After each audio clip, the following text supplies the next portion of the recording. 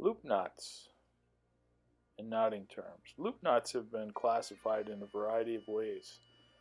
We're going to look at 4 classifications and look at a couple knots in each classification. But understand, loop knots can be classified a couple different ways.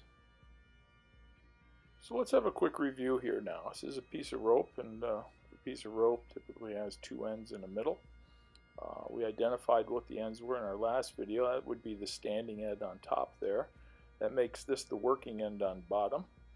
And everything in the middle is called the standing part. Now, if you pull the standing part to the side, you can make a bight. Pinch the rope together, that makes a bight. In this video, we're going to look at a couple things you can do with a bight. And understand, that's the standing end, this is the working end.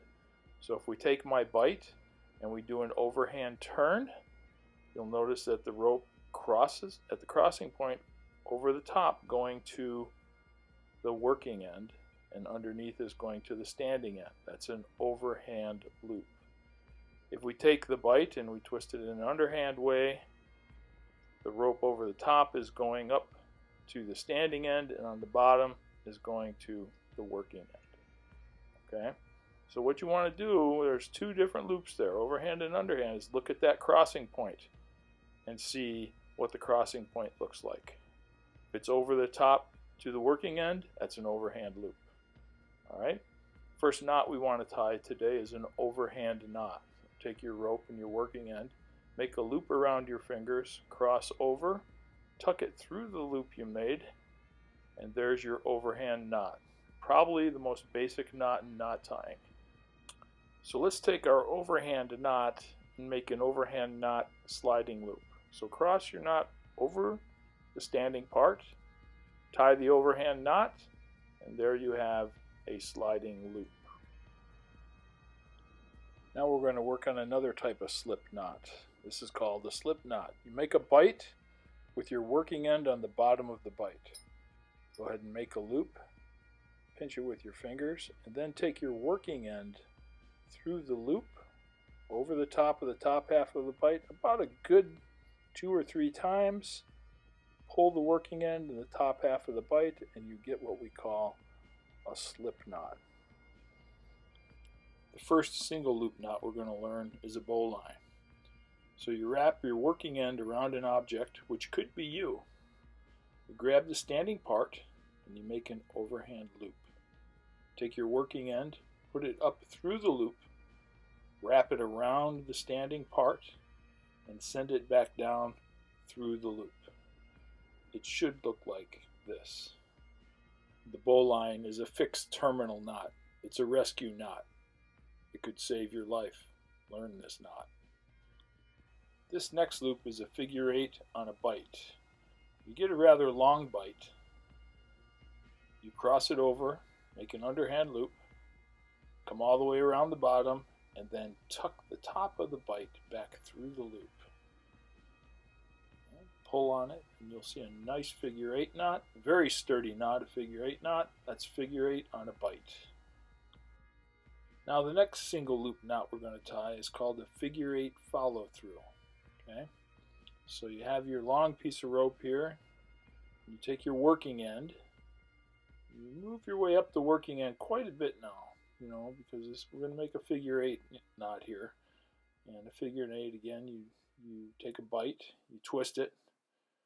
Okay, you bring it underneath the twist and through the loop. That's your figure 8 knot. Now, I had a little carabiner set up here because this is a climber's knot.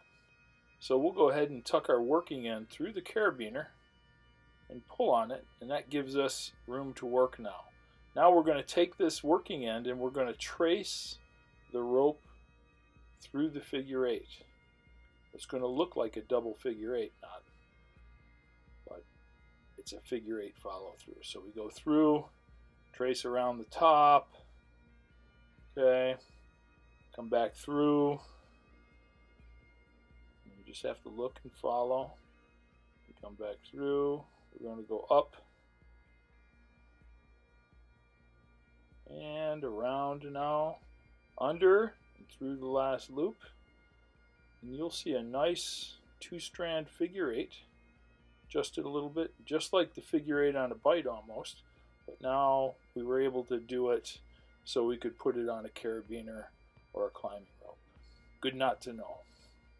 We're going to move on now to a couple midline rope loops. The first one we're going to do is the Alpine Butterfly. So you make a bight and you twist it twice. And you notice there's two crossing points. These are the interlocking elbows. As you tie this knot, you don't want to lose the integrity of the crossing points. Bring the top loop down over the crossing point on the bottom, focusing on that center loop. You're going to bring that top loop through the center loop, give it a little pull. There's your loop, pull both sides, and you end up with what's called an Alpine Butterfly Loop. The loop has good integrity for loads in both directions. This next midline rope loop is called an inline figure eight. So you make an overhand loop, keep your fingers at both ends of the loop, tuck the left hand part underneath the standing part, and you go over the standing part with the end of that loop. And then you focus on the loop on the right. You take that bight and you go through that loop on the right.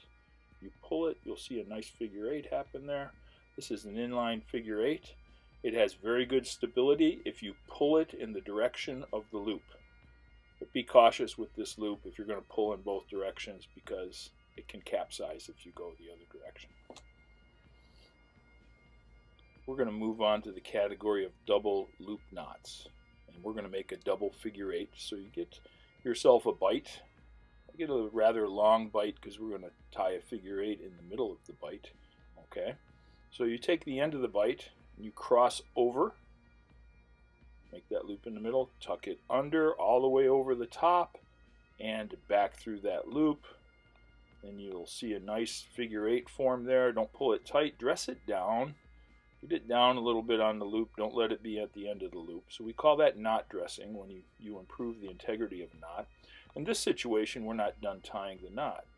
This loop closest to the end of the bight, we want to open it, take the end of the bight and stick it through there just a little bit, and open it again and bring it over the top of the two loops you just made, the end of that bight, and bring that loop all the way down to the end of the figure eight knot and give it a little tug. Dress it up a little bit, and there you have a double figure eight. Now the second double loop knot we're going to make today is a bowline on a bight. It's a double loop knot, so you get a big bight. We're going to tie a bowline on it. If you remember, we take that doubled up knot and we make an overhand loop. And you take the end of your bight and you bring it up under through the loop. Now watch this. And you're going to go a little ways up, but then you're going to take it and you're going to go over the top of the two loops you just made. Okay. And bring that loop all the way to the bottom. And there you have a bowline on a bight. Be careful with this knot. If you load both ends, it has pretty good integrity. Okay. If you load one end at a time, one side might have good integrity. The other side could slip. Pay attention to this knot if you're going to use it. We covered 4 categories of loop knots: the double loop knot, the midline rope loops, the single loop knots, and sliding loop knots. I hope you enjoyed this introductory video to tying loop knots.